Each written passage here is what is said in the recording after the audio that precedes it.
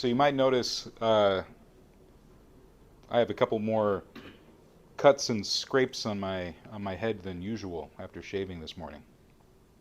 I went into the bathroom today after my wife had taken a shower and the mirrors were entirely fogged up. And I thought, well, I could shave tomorrow. No, I'll shave now. So I decided to shave without a mirror, which is not something that I'm used to doing. And so going a bit blind and having to go by just touch, I got some cuts here and there, some scrapes. But it made me think about the connection between, or rather the connection with, right view and right resolve. The two beginning path factors rather, of the Eightfold Path. Right? When we see the whole list of 8, we see that the first 2 listed are right view and right resolve. Sama Ditti and Sama Sankappa. Right? My teacher likes to talk about them as one being a map and one being sort of the plan of action that we come to because of the map. As we look at the map, we figure out we must need to do this, need to do that, and so we come up with a path of action. And so me shaving this morning, I thought the mirror was a lot like right view, and the path I thought I was going to be taking with my razor was right resolve. And by not having any right view to depend on, all I had were resolves that kind of went this way and that way, which impacted my actions. It led to a couple cuts and scrapes here and there. So I do like to think of those as connected in an important way. And this was something that happened that I thought, okay. And so I started thinking too about how, the last couple talks I've given, these last couple months, in a lot of ways were exactly about both right view and right resolve.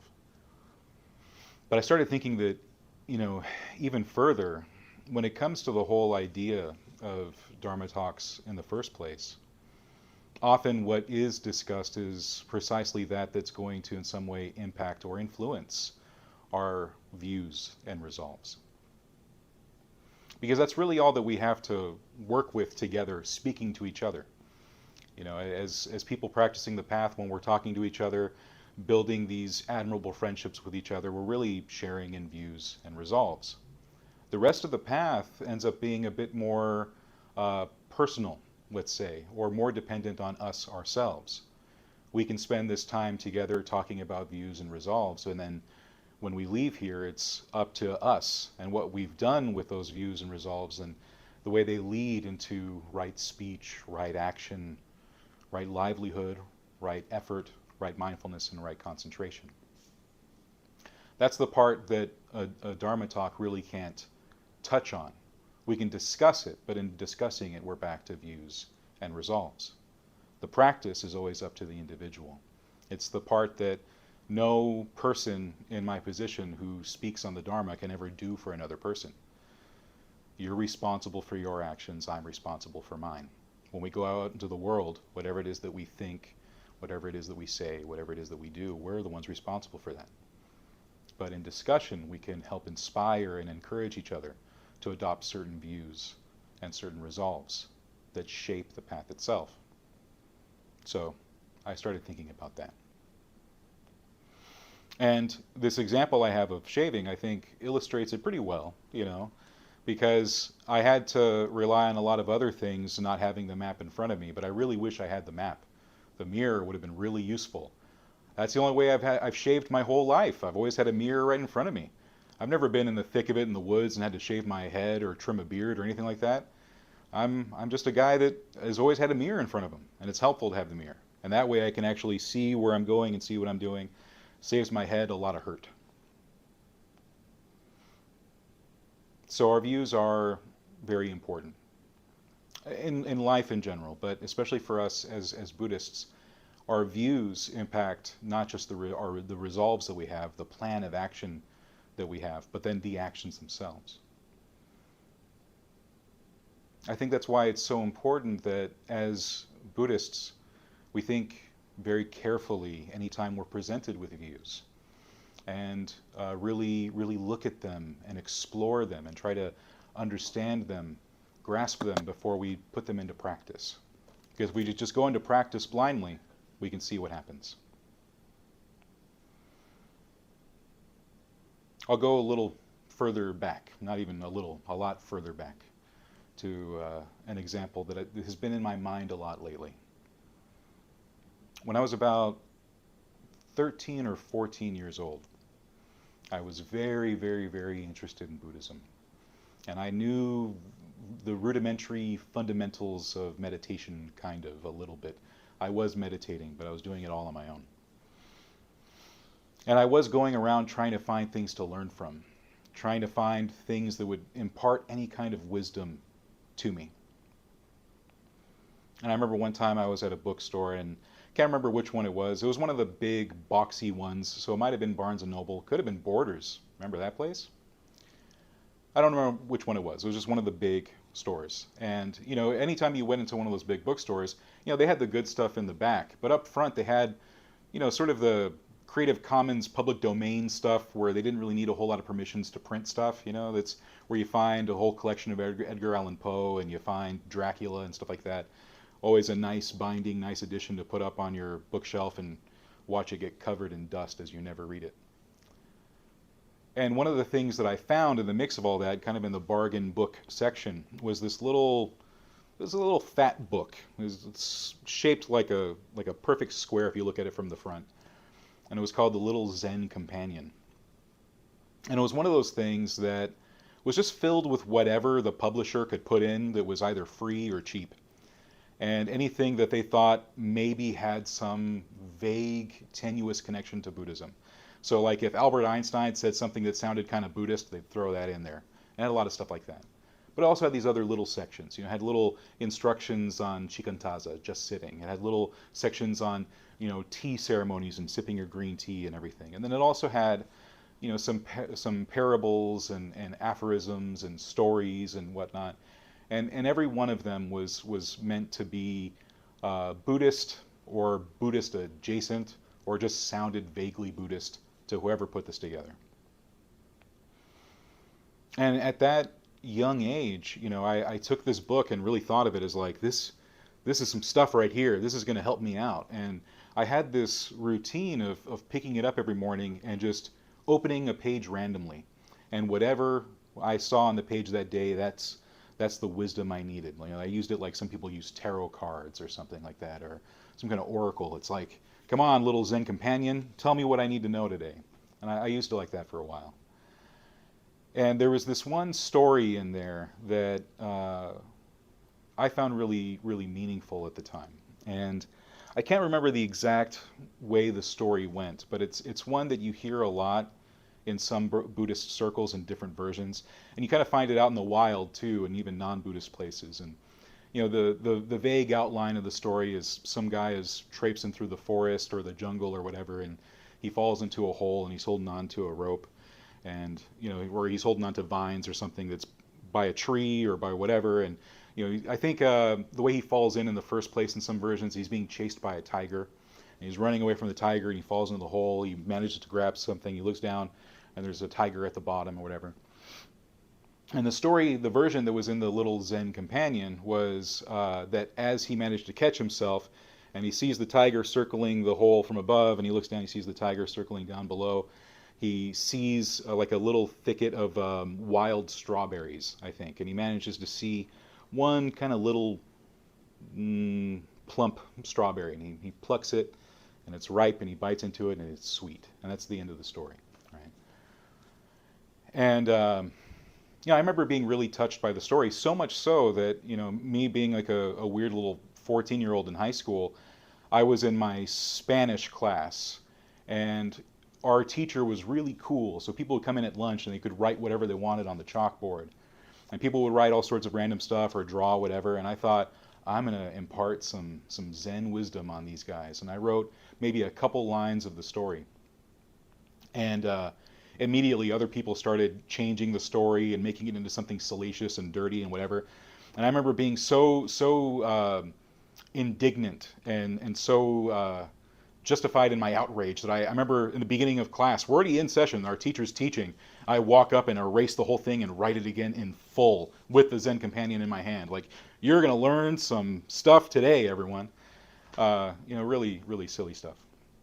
But it was something that was important to me at the time. And throughout the years, I've heard different versions of the story.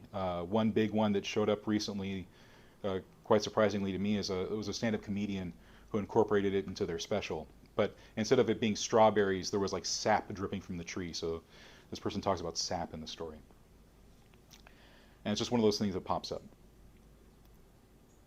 And as I've continued my Buddhist education, every time I find some story that I found particularly useful or insightful, I tend to want to find the source where it came from.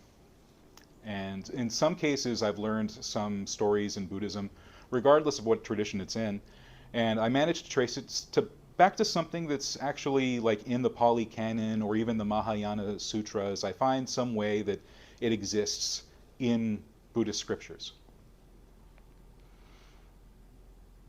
Now, this is one of those stories that doesn't. It doesn't originate in Buddhism whatsoever. But it is actually an extremely old story. So I'm not going to share the entire story in full because it's much longer and way more convoluted. But this story comes from the Mahabharata. It's a Indian text, and mostly Brahmanical and Hindu and everything. And in this version of the story, you still have someone falling into a hole, but it's quite different. The jungle itself is very dark and mysterious and foggy and scary. And there's giant monsters. I think there's even like this giant monster woman that's like going after the guy, and there's like ogres and all sorts of weird stuff. Like it sounds terrifying. It sounds like the forest was designed by Guillermo del Toro, and he's meaning to scare the hell out of you. And this guy ends up falling while he's running around in the forest, and he falls into a bunch of vines, and he's all stuck. And in the story, he's actually hung upside down. He falls in the vines upside down. And they're vines that are hanging from a tree. And so he's in this hole, he's caught up in the vines. The vines are attached to a tree. And there's all the stuff that's still around him and below him and above him. And there's also a bunch of bees that are just buzzing around. And they have this big hive, and this hive is full of honey that's just shooting down in jets. And so he's hanging upside down, and he's there, and the honey is dripping onto his chin and making its way into his mouth. And in the story, in this text, the Mahabharata, and I think it's chapter 13 or something like that, he's taking in the honey, and that's sustaining him, but not quenching his thirst. That's one of the things that the text says. He takes in the honey, and it's keeping him alive, but he's in this terrible situation. And the text says that even though he's in this terrible situation, the fact that he has this honey makes him think, not so bad, right? And then chapter 14 of the Mahabharata goes in great detail describing what every single thing means in the story. The trees represent this. This big, giant, scary woman means this. The big ogre means this. The bees mean this, and everything. And the lesson that's supposed to be drawn from the story is, I think, different than the one that I had read in my little Zen companion. When I had the little Zen companion, if there was any moral of the story, and they never quite spell it out, it's more like this idea that, like, life's kind of crappy, it sucks a little bit, but like there are these couple things in life you get to enjoy. Like, you're in this situation that you can't change, you can't control, so if you manage to find the little bits of happiness, that's good enough, right? And in the Mahabharata, that's the completely different message, like entirely different. The message is more like the forest that we just described, the Guillermo del Toro horror forest, the nightmare forest, that's just the world we live in. That's samsaric existence. And the little bit of honey that this guy's managing to eat on and sustain himself with, even though it doesn't quench his thirst, is the kind of pleasures that the everyday person just kind of settles for rather than trying to find a way out. And I think it's important to bring this up as an example because this is one of those cases, one of those times where, oddly enough, Buddhism and this Brahmanical text or like Hindu text are kind of in agreement as far as the Pali Canon is concerned, as far as certain Buddhist traditions are concerned. We seem to be very paralleling each other in the sense that samsara is not a place that we want to continue to be. We want to develop a path to get out of samsaric cyclic existence. We need to recognize the horror of our situation, have a sense of samvega, develop that, and then actually want to find a way out, and not really settling for that little bit of honey that's doing much at all. Like it's not quenching our thirst. So I think to take this Hindu epic story that's found in the Mahabharata and make it into something perhaps more Buddhist, at least in terms of the Pali Canon, would be to say that we have this little bit of honey, which means that in samsaric existence, it's not all terrible, it's not all bad. The Buddha said this himself, that we live our lives, and we're actually things that we enjoy doing, things that are good for us to do, good for our body, good for our mind, good for our spirits, for lack of a better term. Something that helps keep us energized, keeps us going. But the examples that we find in the Pali Canon, when it talks about those kind of things that we can liken to the honey or the sap or the strawberry or whatever, are the things that we use as means to get out of samsara. We don't use it to settle in and get cozy into samsara. We use what energizes us, we turn them into path factors, and we go on. I think that the version that I learned, and the version that seems to make its ways around a lot, also has its value too, but I would draw a different lesson from that version. You know, the guy that's in his position and can't change it whatsoever, and he finds something that like, okay, well, there's at least a little bit of this. I would liken that not to the path itself, but to the development of good equanimity. When we talk about the Brahma Viharas, when we talk about equanimity, that's actually a good way to look about it, or rather look at it. Those times in our lives where there really is a situation that we can't change, there's things on the outside that we can't do something about. That honey, that sap, that strawberry is really what we have inside of us that we can rely on in those moments that help us power through the situations that we can't change. And in that way, equanimity is a lot more like patience. And that's something that we can rely on. That's that taste of that sweet strawberry, like in the example.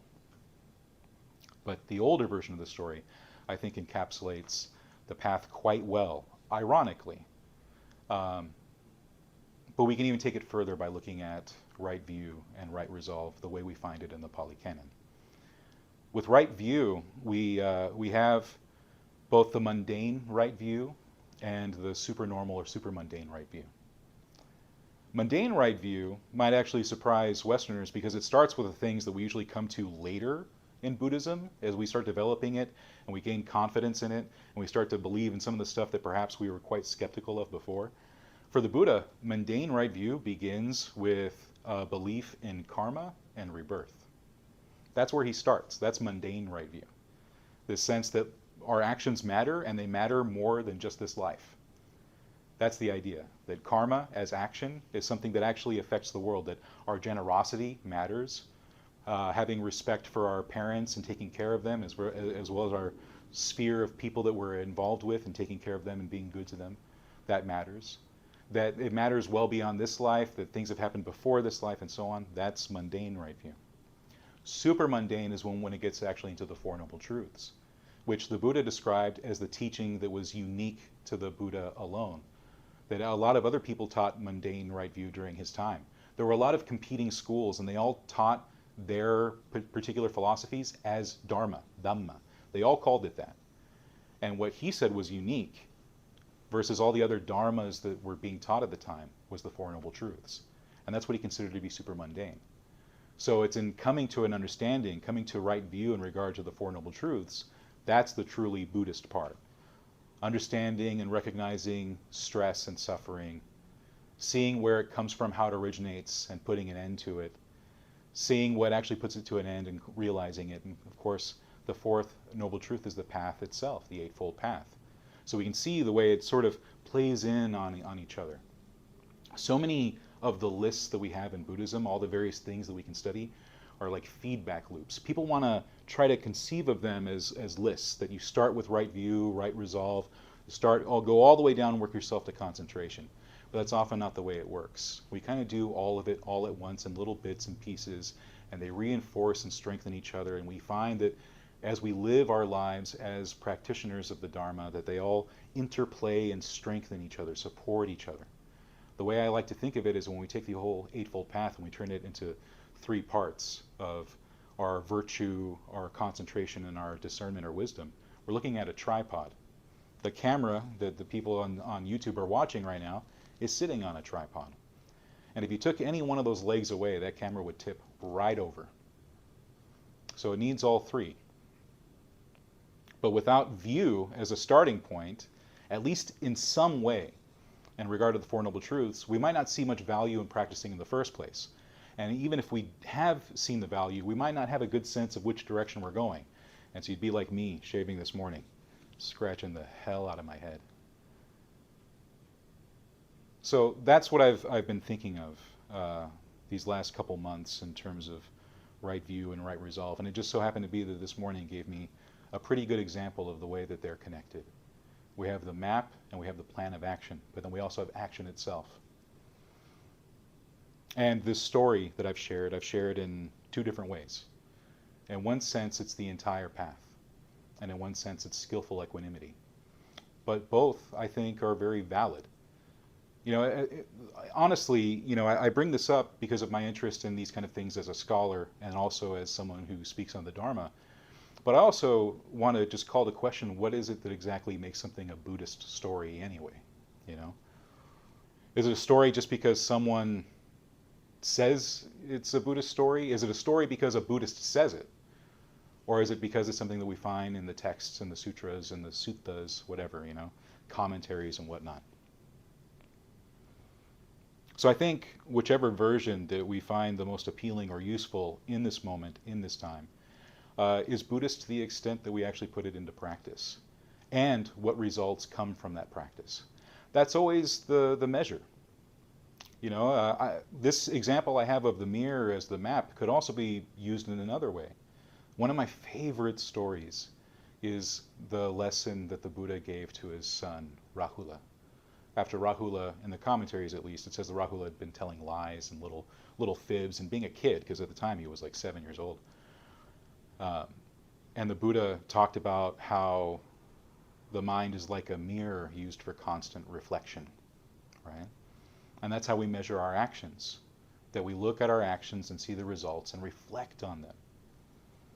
So when we hear different stories and we hear different versions of them, and we don't know which one's right, and in some cases we couldn't possibly know which one's right or decide which one's right, or find the original source or original meaning, then we have to take the story and then see how we can turn it into a path factor, how we can turn it into something useful to our practice. And not every story is useful that way. I don't think anyone's watching the movie Superbad and finding Dharma in there. I mean, if they are, wow. But there's always these things that we can do in our life. We come across various examples, various stories, various narratives, and it's on us as Buddhists to find whatever meaning we can in them. And if we really can't, discard it. And sometimes it's discarding it for a while. When I found out that this story of the guy and the strawberry was something that maybe some editor had made up, or perhaps some Dharma teacher had taken it at some point and made it into a Buddhist thing, there was a younger version of me that was very upset and thought, this isn't real Buddhism, how dare they tell a story like that, kind of fake news sort of stuff. I was all mad.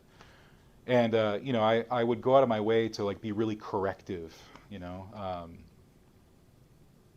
and over the years, as I've been practicing now for quite a while, I find those instances and I think okay, well, is it still useful as the story is told? And like I said, I think in this example it is, when we look at it as a certain aspect of the path. Because if we try to take that story as just enjoy the small things, because you have no power, and take it to mean the whole path, it becomes extremely limiting. This sometimes happens when we look at the 5 reflections. Sometimes we say this, and the way we translate it is this thing that we're stuck with, we can't do anything about. I'm of the nature to get sick. There is no escaping sickness. I'm of the nature to grow old. There's no escaping old age. I'm of the nature to die. There's no escaping death, and things like that. I'm of the nature to lose all the things that I care about and all that stuff.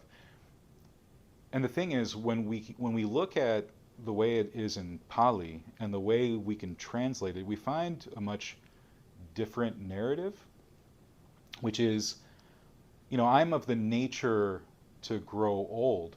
I have not gone beyond aging.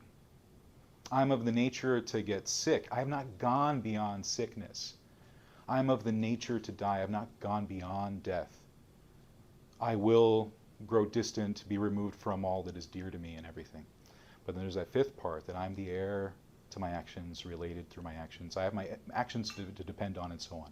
There's a whole way of phrasing this. But the idea being that these things that are brought up, sickness, old age, death, being removed and separated from what we hold dear, are things that only are true to the extent we stay in samsaric existence. I have not gone beyond them yet. But the Buddha's promise in his teachings of the Dharma is that it is possible to go beyond those things. You are not stuck in the vines. There is a way out of the forest. And in the fifth reflection, he tells you how. It's through your actions, through what you think, through what you say, through what you do. And so that's one way we can take this and really make it something that blossoms in this forest that we're developing in our mind, this little scary place that we're in. We can start lighting torches that find a path out of the forest, out of the danger. So I think that's a good spot to end today. And if you have any questions or comments, or maybe even similar stories of how you've taken lessons and reinterpreted them for yourself, anything like that would be helpful to share. Thank you.